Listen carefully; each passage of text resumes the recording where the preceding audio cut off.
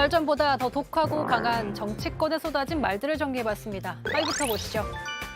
홀로 국민 속으로 국민의힘 최재형 후보가 캠프 해체를 선언했습니다. 대선 포기가 아니라 성공을 위한 선택이라지만 승부수인지 사퇴 수순인지 해석이 분분합니다.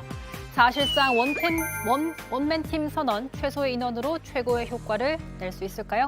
3위 보시죠. 불만은 부총리 소신 탓. 재난지원금 지급 기준을 두고 경제부총리와 여당 의원이 다시 맞붙었습니다. 저는 이 국민의 불만들 또 현장에서 이 불필요한 행정력의 낭비들 정말 저는 우리 부총리님의 좋게 말씀드리면 소신 때문에 이 상황까지 왔다고 해서 되게 안타깝게 생각합니다. 저는 지금이라도 2년간의 추경을 6번 했는데 저는 6번 한 것도 이제까지 거의 역사에 없는 일이라고 생각이 됩니다. 세상에서 제외된 국민들의 이의 신청이 벌써 25만 건을 넘겼다고 하는데 과연 한 사람의 소신 때문이었을까요? 원칙 없이 갈팡질팡 지급 범위 논란 지켜보는 국민들 답답할 뿐입니다. 2위 보겠습니다. 내일 하면 진다. 국민의힘 이준석 대표가 내년 선거가 정말 녹록지 않다며 이렇게 말했습니다. 내일이 선거라고 한다면 투표율을 곱해봤을 때 결코 이기지 못하는 정당 지지율을 갖고 있고요. 2030 세대 같은 경우에는 아직까지도 냉철하게 투표할까 말까 그리고 국민의힘을 지지할까 말까라는 2단계 고민을 지금 하고 있습니다. 60대 이상과 함께 당 지지층의 한 축이 될 2030의 마음도 잡아야 대선에 승산이 있다고 본 건데요. 현실은 고발 사주 의혹에 2030이 원하는 명쾌한 답은 못 내놓고 후보들끼리 난타전을 벌이니 후보들을 향한 경고 카드라고 봐야 할 것 같습니다. 1위 보겠습니다. 비정규직이나 정규직이나 자 이렇게 대표는 2030의 마음을 잡아보자고 하는데 취준생 대학생들 앞에서 윤석열 후보의 발언은 논란이 되고 있습니다. 사실은 임금에 큰 차이가 없으면 비정규직, 정규직이 뭐 큰 의미가 있겠어요? 특히 요새 우리 젊은 사람들은 어느 한 직장에 평생 근무하고 싶은 생각이 없잖아. 누리꾼들은 그럼 검찰도 비정규직해라. 공무원 시험에 왜 매달리겠냐. 현실도 모른다는 이런 비판들이 나왔습니다. 윤 후보 측은 논란이 커지자 동일노동, 동일임금을 지향하면 정규직, 비정규직 구분이 없어질 것이란 뜻이었다고 이렇게 또 해명을 했습니다. 여러분이 픽한 오늘의 썰은 무엇인가요? 예, 네 가지 썰을 강지영 아나운서가 소개를 해줬는데요. 먼저 전재수 의원님이 이 썰 중에 하나를 좀 픽하셔서 촌철살인 부탁드립니다. 좀 전에 정규직, 비정규직 이야기도 나왔습니까? 예, 1위입니다. 그렇죠. 윤석열 네. 후보의 안동대 간담회 얘기. 그러니까 이게 안동대학교 학생들을 만나서 이제 정규직이나 비정규직이나 월급 똑같으면 예, 뭐 월급만 똑같으면 그럴 수도 있겠죠. 그런데 대한민국에 지금 임금 노동자가 전체 임금 노동자의 한 60% 정도가 비정규직일 겁니다. 그런데 이 비정규직과 정규직은 정규직 임금의 60%밖에 안 됩니다. 비정규직의 임금이.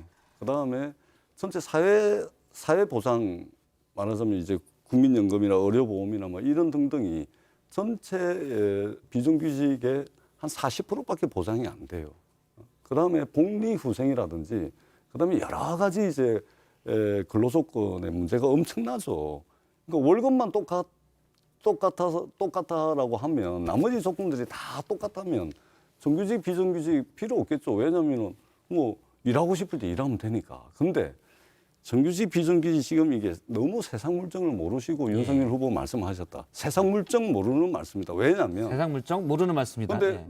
놀랍지도 않습니다. 왜냐하면 윤석열 후보는 대한민국에서 말하자면 압도적인 특권의 영역, 검찰 권력의 영역에서 평생을 보낸 분입니다. 그러다 보니까 세상 물정을 알 수가 없죠. 그런 예. 측면에서 저는 그렇게 놀랄 말씀이 아니다. 앞으로도 저희가- 이런 말씀은 굉장히 예. 실수들이 많이 나올 수 있을 가능성이 있다 이렇게 생각합니다. 예, 보통 이런 말씀은 한쪽 입장만 듣는데 썰 픽은 오늘은 캠프에 대해서 나오셨습니다. 예, 왜냐하면 반박 기회를 드리겠습니다. 우리 전 의원님 사실을 모르는 말씀을 하고 계세요. 어저께 국립안동대 학생들하고 윤석열 후보가 간담회 한 내용을 다 읽어보시지 않고 오셨지 않습니까? 네. 네, 그렇습니다. 네.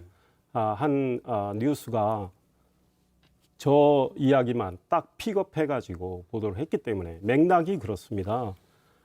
궁극적으로 중소기업이든 대기업이든 정규직이든 비정규직이든 동일 노동의 경우는 동일 임금으로 지향해 나가야 된다.